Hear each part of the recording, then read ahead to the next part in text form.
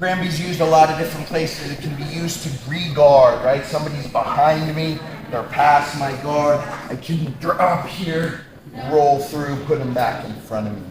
I can use it as a side control escape to put somebody back in guard. Where I like to use it most is when I'm stacked up on my shoulders, my hips can attack people. My arms are pretty strong, but if I can get my legs around somebody's neck, that's always going to be my preferred choice. For me, jiu-jitsu is about the triangle. How do I find my way to the triangle? How many setups are there where I can put the biggest, strongest muscles in my body against your neck? I like chokes, strangles much better than joint locks. Doesn't matter if you're tough or, if you don't care. If there's no blood in your brain to go to sleep, you're going to run into guys that'll, let their arm go to continue to win the fight. You're going to run into guys who's real flexible, their feet fold, and a lot of your submissions aren't going to work, but the choke is the end-all be-all. My ability to use my legs to choke, they're just bigger and stronger than my arms. So really, what 10th Planet Jiu-Jitsu is about is teaching you how to use your legs as an extra set of arms, right? Most people have a general idea of, how to grab somebody's schoolyard heads off, how to hand fight a little bit. But when you start to use your legs to attack people's necks, that's when you become very dangerous. And that's what we're going to start with today. I'm going to be using Lucas here. Lucas is coming at me, kneeling position here, and I'm going to be seated. I'm going to start with cross wrist control, right? If I'm here, maybe I'm in my sort of combat base, or I can be in a more defensive open guard, but I'm pulling cross wrist control, and then I'm using this connection to pull myself underneath into a Granby, where I'm going to put my feet in both armpits. So cross wrist, I start to swim underneath, and I'm coming up here. Feet are in both armpits, I'm stacked on my shoulders, I've still got that wrist control.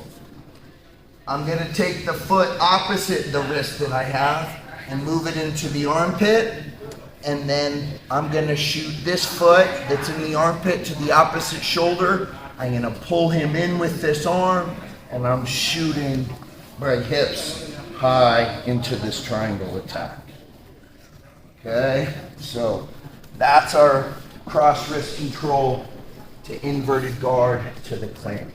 Cross wrist. I spin underneath, I'm sort of pulling here. He gives me a little resistance and I'm pulling, right? Foot goes to the armpit that I have, that comes across, this comes to the neck. My hips shoot up, right? And right now, he's doing a good job. See how his hips are off his heels? What that forces is for me to extend my hips. I can't throw triangles if my hips are down here. If he's low, maybe I can, but I need to learn to attack with my hips. And I do that by extending here. So partner, by staying up on your knees, one, you're working more core strength and balance, and then you're forcing that bottom guy to attack with his hips.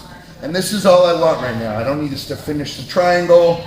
I just want us working cross wrist control, inverted guard, shoot to the clamp. Questions on what we're doing? You guys need to see it again? I would like to see it again. Yes, sir.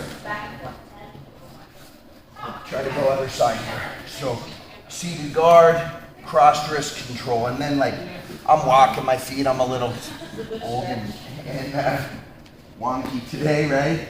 So I'm here, same wrist, foot goes to the side that I already have. Comes to his shoulder.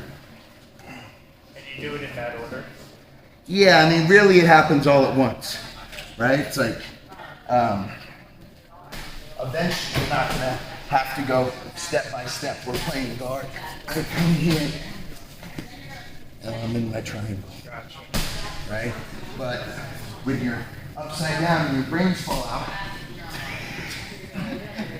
you go, okay, foot across, other foot to the opposite shoulder, and then extend. Right? Cool? Let's play with it. 1, 2.